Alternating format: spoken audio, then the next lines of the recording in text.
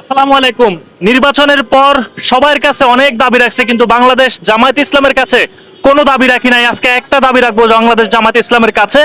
এই যে দেখেন যে পুরো শহরটা নষ্ট হয়ে যাচ্ছে, পুরো শহরটা পতিতালয় হয়ে যাচ্ছে। আপনি দেখেন যে এই ফুটওভার ব্রিজে কতগুলো কার্ড, একটা কার্ডও কিন্তু ভালো না। প্রত্যেকটা আবাসিক হোটেলের নাম্বার দেওয়া আছে এই কার্ডগুলোতে। দেখেন যে এতদিন আমরা দেখতাম যে মেয়েদের ছেলেদের কার্ড, এখন কিন্তু মেয়েদের কার্ড বেরোচ্ছে। যে আখিয়াপার যে নাম্বারটা দেখেন, মানে নষ্ট হওয়ার জন্য যা যা প্রয়োজন এই ফুটওভার ব্রিজের মতো পুরো ঢাকা শহর কিন্তু ছেয়ে গেছে।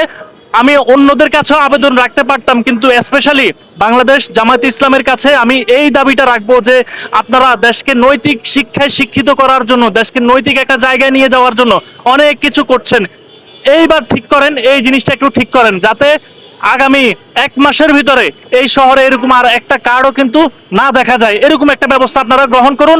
দেখবেন যে এই ইয়াং জেনারেশন ঠিক হয়ে যাবে। এই ইয়াং জেনারেশনকে বাঁচানোর জন্য আপনারা এই কাজটা করেন। প্লিজ আমার ভিডিওটা যদি জামাত ইসলামের কেউ দেখে থাকেন, আপনারা অতি সত্বর ব্যবস্থা গ্রহণ করে থাকেন যে এই যে এই ফুটওভার ব্রিজের মতো পুরো ঢাকা শহরের যতগুলো ফুটওভার ব্রিজ আছে, যতগুলো রাস্তা আছে, সবগুলো কিন্তু এই কার্ডগুলোয় ভরে গেছে।